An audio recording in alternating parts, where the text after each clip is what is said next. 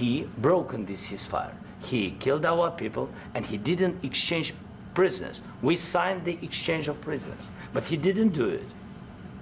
What kind of diplomacy, JD, you are speaking about? What do you mean? I'm talking about the kind of diplomacy that's going to end the destruction of your country. Yes, but if you Mr. President, with respect, I think it's disrespectful for you to come into the Oval Office and try to litigate this in front of the American media. Right now, you guys are going around and forcing conscripts to the front lines because you have manpower problems. You should be thanking the President for trying to bring an end to this conflict. Have you ever been to Ukraine that you say what problems we have? I have been to. Count once. I've actually watched and seen the stories, and I know what happens is you bring people, you bring them on a propaganda tour, Mr. President. Do you disagree that you've had problems bringing people into your military? And do you think that it's respectful to come to the Oval Office of the United States of America and attack the administration that is trying to prevent the destruction of your country? A lot of questions. Let's start from the beginning. Sure. First of all, during the war, everybody has problems, even you, but you have nice ocean and don't feel now, but you will feel it in the future. God bless. You don't know that. God bless. God bless. You will not have a war. Don't tell us what we're going to feel. We're trying to solve a problem. Don't tell us what we're going to feel. I'm not telling you. Because you're in no position to dictate that. That's Remember exactly this. You're in no position to dictate what we're going to feel. We're going to feel very good. You will feel influence. We're going to feel very good and very strong. You will feel influence. You're right now not in a very good position.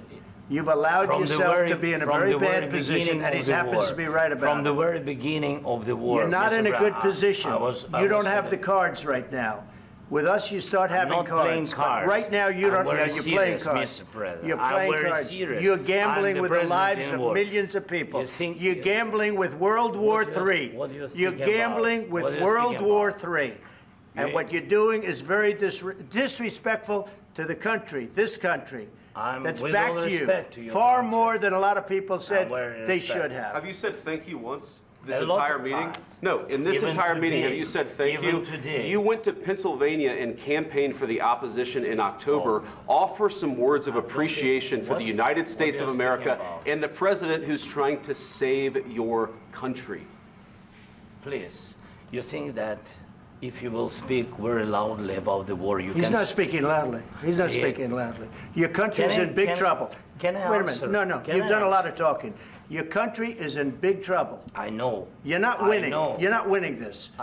You have a damn good chance of coming out okay because of us. Mr. President, we are staying in our country, staying strong from the very beginning of the war. We've been alone, and we are thankful. I said thanks you haven't in been this alone. cabinet, you and haven't not been only alone. in this cabinet. We gave you, through this stupid president, $350 billion. You voted we gave for you your military equipment, and you men are brave, but they had to use our military. Yes. What about if you didn't have our military equipment, you invited me if you didn't have our military equipment, this war would have been over in 2 weeks. In 3 days. I heard it from Putin. In 3 days. This is something maybe new. Less. In 2 weeks. Of course he has. It's going to be a very hard thing to do business like this. Again, I tell you. Just say thank you. I said a lot of times accept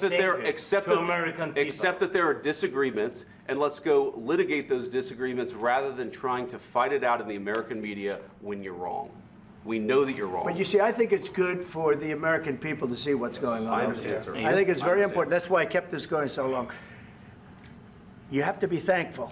You don't have the cards. Thankful. You're buried there. Your people are dying. I can tell you You're again, running low on soldiers. Listen, you're running Mr. low President. on soldiers. It would be a damn good thing. Mr. And then you tell us, I don't want a ceasefire. I don't want a ceasefire. I want to go, and I wanted this. Look. If you could get a ceasefire right now, I tell you, you take it so the bullets stop flying and your men stop getting killed. Of course, we want to stop the war. But you're saying you don't want a ceasefire. But I said to you, I want a ceasefire. With guarantees. Because you'll get a ceasefire faster than an agreement. Ask our people about ceasefire, what they think. That wasn't with me. For you what, that wasn't with me. That was with a guy named Biden, who was not a smart person. That was with Obama. It was your president. Excuse me. That was with Obama, who gave you sheets, and I gave you javelins. Yes. I gave you the javelins to take out all those tanks. Obama gave you sheets. In fact, the statement is Obama gave sheets and Trump gave javelins. You got to be more thankful, because let me tell you, you don't have the cards. With us, you have the cards. But without us, you don't have any cards. One more question to Mr. Vice President. I'm sorry, here. It's going to be a tough deal to make because the attitudes have to change. What if Russia breaks ceasefire? What if Russia breaks peace talks? What do you do then? I understand that it's a heated conversation right now. What are you saying?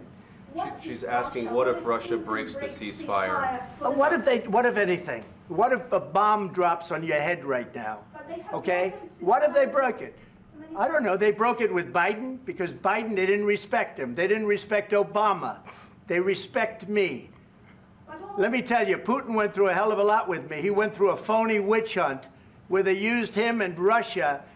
Russia. You ever hear of that deal? That was a phony Hunter Biden, Joe Biden scam. Hillary Clinton, Shifty Adam Schiff. It was a Democrat scam.